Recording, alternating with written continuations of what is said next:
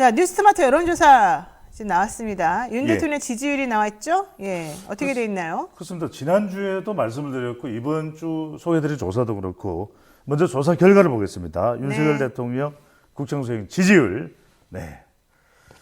자, 긍정평가가 29.9%입니다. 그러니까 30%를 넘지 못하는 결과, 약 30%입니다. 네. 부정평가는 67.3%로 나타났습니다.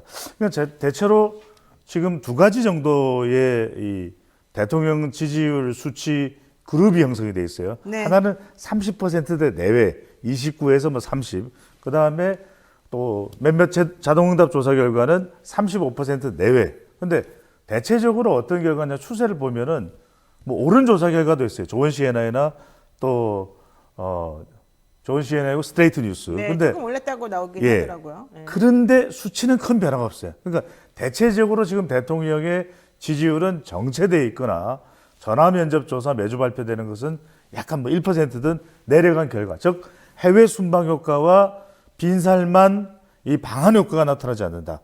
더군다나 지금 역대 대통령 같으면은 네. 재밌는 말씀드리면은 이명박 대통령 때 2008년도에 8월에 베이징 올림픽이 있었거든요. 네. 그때 강우병 사태로 떨어졌던 이명박 대통령의 당시 지지율이 베이징 올림픽에서 박태환 선수가 올림픽 타면서 좀 올라가요. 그렇죠. 이른바 올림픽 효과라는 게 있었습니다. 그 당시에 그래서 박태환 선수의 400m 여러분들 정말 이 자유형 결승전 보면은 격정적이에요. 박태환 이러면서 네, 그때 너무너무 정말 감동받았어요. 그렇죠. 저도. 예. 대통령의 지지율이 올라가는데 이른바 올림픽 효과인데 미국도 미국 선수들이 나가서 올림픽에서 금메달을 대거 획득하고 미국은 또 농구가 유명하잖아요. 그런데 우리 정말 선전했죠. 우리 네. 가난이 이길 겁니다. 우리가 포르투갈 잡을 거예요. 그러면 그래도 대통령의 지지율이 올라가기는 어렵다. 왜? 이 대통령의 지지율 상승을 가려버리고 차단하는 게 있다. 세 가지 말씀드렸죠. 세 사람입니다. 김건희, 그 다음에 이상민, 마봉춘. MBC죠, 마봉춘은. 네. 자, 사실 그러네요. 진짜 빈살만 효과도 있어야 되고, 그렇죠. 그다음에 네. 월드컵 효과도 사실은 좀 있어야 되는 건데 그런 게 거의 없는 걸로 나타나고 있어서 대통령 입장에서는 조금 답답할 수도 있겠습니다만, 네. 어쨌든 윤 대통령 지지율 긍정 29.9%, 부정은 67.3%. 예. 그 중에 58.2%가 매우 잘못하고 있다. 그렇죠. 이런 얘기를 지금 하고 있어요. 예. 정말 대단한 건데요. 그러니까 이게 뭐 짧게 말씀드리겠습니다. 네네. 그러니까 문재인 대통령 때도 임기 후반에 가면은 매우 잘못하고 있다가 높긴 해요. 그래도 네. 문재인 전 대통령의 경우에는 지지율을 한 45% 내외 유지했단 말이에요. 그건 뭐냐? 긍정에 대비해서 매우 잘못했다. 그러니까 부정은 두 가지입니다. 매우와 대체로. 그래도 매우가 그 정도로 높진 않았다. 네. 그런데 윤석열 대통령은 국민들의 분노, 국민들의 혐오를 자아낼 수 있는 지금 매우 잘못하고 있다가 너무 높아요. 이걸 빨리 좀 누그러뜨려야 됩니다. 그러니까요. 그냥 잘못도 아니고 대체로 잘못도 아니고 매우 잘못하고 이게 절반 있다가 이상이에요. 절반이 넘어요. 예, 예. 거의 60% 육박하고 맞습니다. 있어요. 네. 이런 그 민심의 이런 소리를 좀 정확하게 들으시고 정확하게 분석을 해주시면 좋겠습니다. 예. 자, 그런데 이 뉴스마트의 여론조사를 살펴보니까 예. 중도층이 지금 이제 화면에 보입니다. 그렇죠. 저기 표시해 놓은 것이 글씨는 잘 안 보이겠습니다만. 네, 전혀 안 보입니다, 저는. 네. 저도 안 보여요. 자, 중도층 조사를 보게 되면 더 낮은 지지율이 지금 보이는 걸로 나타나고 예. 있거든요. 중도층에서는 긍정이 25.5%, 그리고 부정이 69.7%, 진보층의 경우에는 긍정이 7.8%, 부정이 91.7%, 보수층에서는 긍정이 60.8%, 부정이 36.2% 이렇게 지금 성향 따라 다른데 그렇죠. 예. 중도층의 성향이 그래서 바로미터가 되는 거였어요. 바로 그렇습니다. 그러니까 네. 중도층이 전체 평균보다는 높아야 지지율이 올라가요. 그렇죠. 그럴 수밖에 없죠. 그런데 지금 윤석열 대통령의 경우에는 꾸준하게 중도층이 전체 평균보다 낮다. 꾸준하게, 그 얘기는 꾸준하게. 그렇죠. 보수층만 가지고는 안 된다 이거예요. 네. 그래서 이런 중도층이 유입이 안 되는 현상이 뭐냐? MZ 세대도 그렇고 중도층도 그렇고 네. 물론 그렇다고 해서 뭐 중도층이나 MZ 세대가 민주당 쪽으로 가지는 않아요. 네. 하지만 대통령의 지지율이 계속 30%에 머무를 수는 없는 거 아닙니까? 지지율이 갇혀버린 상태가 되면 안 되거든요. 네, 근데 이런 그렇죠. 지지율 현상이 일어나는 것은 뭔가 차단하는 게 있다. 그래서 아까 말씀드렸던 이런 현상을 이른바 정치적인 계기일식 현상이 되는 거죠. 네. 자, 조금 전에 나경원 의원의 그런 발언이나 이런 또 우리 배종찬 수장에 대한 얘기를 제가 잠깐 했더니 댓글들이 지금 넘쳐납니다. 네. 잠깐 소개를 해드리고 다음 걸로 넘어갈게요. 정혜실현님, 나경원 부위원장님, 당신 월급으로 고딩 엄빠들에게 풀어주세요. 그래야 되는 거 아니겠습니까? 이런 얘기했고, 이귀서님, 공무원부터 한 명씩 더 나으셔야 됩니다. 박아롱님, 김건희 여사님이 안고 있던 그 아이부터 입양해 주세요. 이런 얘기 나오셨고요. 우리 배 소장님, 뭐라고 하는 줄 아십니까? 윤영화님, 배 소장님 지혜로운 사람입니다. 황희정승 보십시오. 네 말도 맞고 제 말도 맞다. 네네. 이러지 않습니까? 제가 별명이 황입니다. 아, 그래요? 원래 그래요? 네, 황 됐죠. 요즘 제일 지금 인기 많으신 거 아니에요? 뭐 여기저기 다 나가시던데 방송에? 아닙니다. 제가 제일 중요한 데는 이 자리고요. 노영희의 쇼미더 민심이고 저녁 프로그램을 안 불러주셔가지고 제가 울고 있죠. 우리 PD님이 눈치 없게 감사하대요. 저는 어이가 없다고 말씀드리고 싶습니다. 아유, 모든 방송에서 그런 말 하는 거 내가 다 들었거든요. 예. 지금 모든 시청자분들은 아시죠? 제가 노인 진행자로부터 구박을 받는 왜 저렇게 구박을 받나? 왜냐면 제가 좋아해요. 맞아요. 이 구박이 제 삶의 에너지입니다. 맞아요, 네. 맞아요. 네, 우리는 그런 사람입니다. 예. 그래서 계속 구박하도록 하겠습니다. 네. 자, 이제 두 번째 넘어가겠습니다. 윤석열 대통령 관련해서 네. 각종 악재가 발생을 하는데 왜 지지율은 그래도 30% 초반대에서 왔다 갔다, 물론 29% 떨어진 것도 있는데 이렇게 어쨌든 콘크리트 지지율 30% 유지하고 있는 것 같거든요. 그렇죠. 이유가 뭡니까? 아니 이거 이제 윤석열 대통령이 정권 교체할 때 투표를 했던 바로 그 핵심 지지층이죠. 윤석열의 콘크리트 지지층. 그러니까 윤석열이 좋고 아니고를 떠나서 윤석열이 무너져버리면, 윤석열 대통령이 무너져버리면 말 그대로 이들은 망연자실을 넘어서는 정말 인생 좌절이거든요. 그러니까 말 그대로 핵심 지지층이죠. 대구 경북 지역도 있을 테고 60대 70대 그러니까 60대 이상 유권자가 전체 유권자의 몇 %인지 아세요? 30%예요. 아, 맞네요. 그러니까 60대 70대 이상만 정말 꽁꽁꽁 단단하게 다져도 한 30% 가까이 간다는 이야기예요. 그렇군요. 이들은 북한 미사일도 잃죠. 그다음에 김정은 위원장이 딸 데리고 나와서 미사일을 쏴라오 이러면 또 결집을 해버리거든요. 네. 그러니까 단지 이런저런 이유, 윤석열 대통령의 국정 운영을 좋아하고 아니고를 떠나서 하늘이 두 쪽 나도 이들은 윤석열 대통령을 지지하는 정도가 대구 경북 지역은 일부겠지만 60대 70대 이상 그리고 주부층에서도 안보 불안이나 또 보수 성향이 상당히 강한 유권자층은 그대로 똘똘 뭉쳐 있습니다. 30% 정도. 그렇군요. 그래서 우리가 분석을 해보면 여러분들한테 오늘 이제 지식 충전의 의미에서 정보를 하나 드리면 여러 가지 정보를 분석을 했을 때 한국 갤럽 기준으로는 윤석열 대통령 지지율이 24%까지 떨어졌거든요. 그랬죠. 윤석열 대통령의 지금 완전히 이제 우리가 데이터상의 마지노선은 분석을 해보면 한 22%가 나와요. 예. 아, 데이터상으로는 22%가 마지노선이다. 제일 마지노선입니다. 근데 박근혜 전 대통령 원래 콘크리트 지지율이 윤 대통령보다 훨씬 높았는데도 결국에는 한 자릿수까지 지지율이 떨어졌었어요. 4% 5% 그렇죠. 이렇게. 윤 대통령에 대한 지지율도 뭐 어쨌든 더 20% 밑으로도 떨어질 수도 있어요. 가능성은 열려 있죠. 그래서 그 가능성이 원래 20% 밑으로도 내려갈 뻔했는데 그걸 차단했던 것이 언제였냐면 바로 7월 말 8월 초 이준석 전 대표 건이 아닙니다. 뭐였습니까? 만 5세 취향 연령. 그걸 계속 고집하고 박순애 전 사회부총리가 교육부 장관을 고집했더라면 그때 19, 18 정도 내려갔을 거예요. 아, 그래도 거기서 딱 정리를 해줬군요. 그게 왜 그러냐면은 윤석열 대통령의 지지층인 주부층은 누구다? 학부모죠. 이 학부모가 와르르 무너져 버리면 60대에서도 손자들이 와서 아니 얘들 내가 지금 6살, 7살 때까지 내가 데리고 있어야 되는데 뭐 어디를 학교를 가요? 뭔 소리야 이게 이래버리면 60대도 무너져 버리거든요. 아, 그래도 사실 대통령이 뭐 그때 어린이집이랑 뭐 이런데 그 보육기관 이런데 가셔가지고는 애기들도 보면서 6개월이면 뭐 걸어다니고 뛰어다니고 이런 내서 깜짝 놀랐어요. 6개월 때 걸어다니고 뛰어다니는 애기가 있습니까? 네, 그때 나왔던 이야기가 그렇잖아요. 6세 슈퍼맨설이 뭐 나왔던 건데. 아니 진짜 물론 이제 자제분이 없어서 그럴 수도 있고 별로 관심이 없어서 그럴 수도 있겠지만은 자제해야죠. 네, 좀 너무 애기들에 대한 관심이 좀 너무 적으신 것 같아요. 저도 애를 둘이나 키워봤습니다만은 좀 지식이 좀 많이 부족하신 걸 보면 좀 깜짝 놀랄 때가 있었습니다. 상식이죠, 지식이 아니라. 자, 북한이 어쨌든 간에 윤석열 대통령을 향해서 천치 바보 정권 이렇게 말하면서요. 문재인 대통령이 집권할 때는 적어도 서울이 북한의 관역은 아니었다 이렇게 밝히기도 했습니다. 아, 진짜 이 북한 사람들 왜 우리한테 그러는 겁니까? 나쁜 사람들이죠. 그렇지만 어쨌든 북한이 이런 말을 하는 것 자체가 뭐 어떻게 그래도 우리가 또 뭐라고 좀 어떻게 해줘야 되는 거야? 그러니까 왜 이게 정권이 뭐 이제 아무런 말도 안 하죠? 북한에 대해서 좀 더 네. 유화적인 시도를 한다고 해서 이제 뭐 담대한 구상을 윤석열 정부에서 이야기를 했고 네. 또 단호한 대응도 있습니다. 한미일 공동 대응. 근데 이것이 북한의 미사일 발사가 두 가지를 열어주고 있는 거예요. 한 가지는 뭐냐? 네. 윤석열 대통령의 지지율이 북한 미사일 계속 쏜다.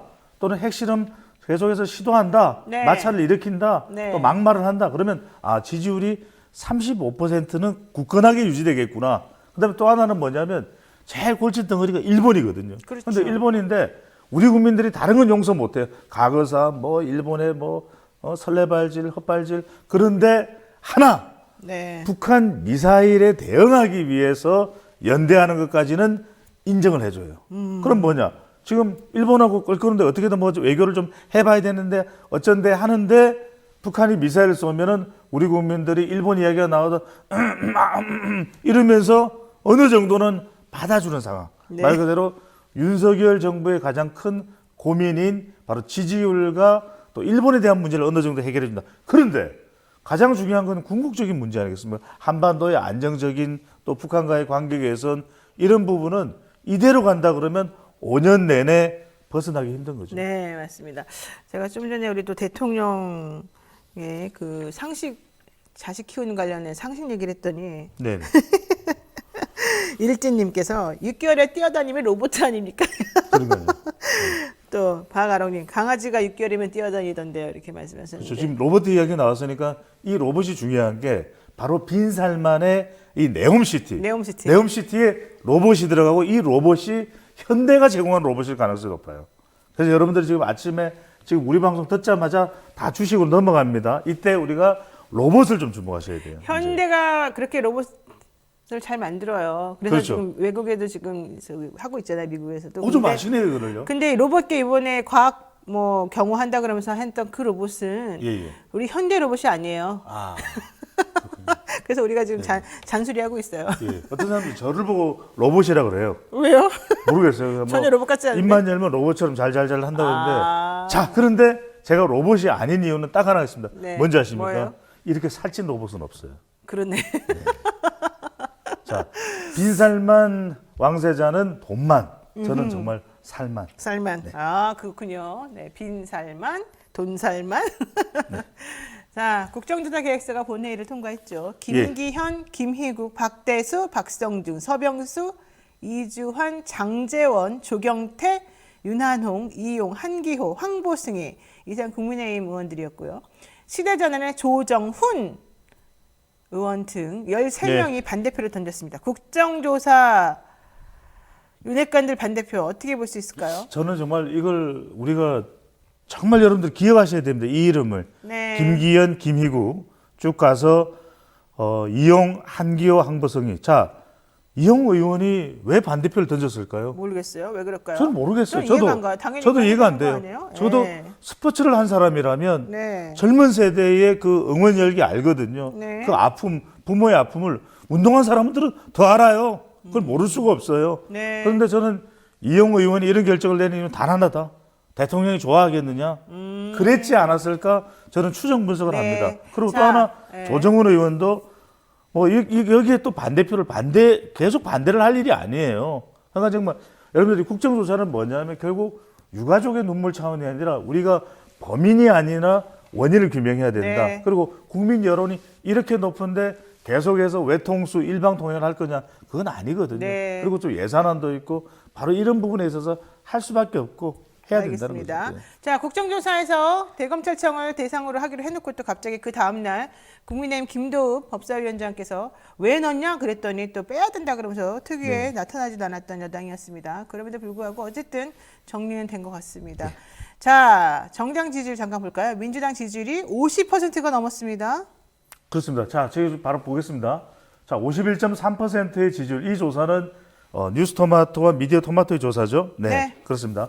자, 51.3인데 국민의힘은 상당히 차이가 있습니다. 국민의힘은 31.7이니까 20%포인트나 차이가 납니다. 엄청 자, 여기서 나네요. 두 가지를 우리가 좀 네. 여러분들 봐주실 필요가 있는 것이 그럼 이게 모든 지금 정당 지지율의 절대적 수치는 그건 아니에요. 그러니까 조금 오늘 이따가 잠시 뒤에 여러분들이 발표되는 조사 결과 한국 갤럽도 좀 보실 필요가 있습니다. 과연 이제 대통령에 대한 평가와 함께 국민의힘 집권 여당에 대한 평가가 어떻게 나오는데 지금 전화 면접 조사, 전화 면접원이 직접 질문하는 조사는 아직 더불어민주당과 국민의힘이 비슷해요. 큰 차이가 없어요. 근데 자동응답 조사는 꽤 큰 차이가 있거든요. 네. 과연 이걸 어떻게 해석해야 될까 이렇게 본다면은 지금 자동응답 조사는 지금 이 긍정과 부정평가가 똑같지는 않지만 네. 대통령의 지지율하고 비슷해요.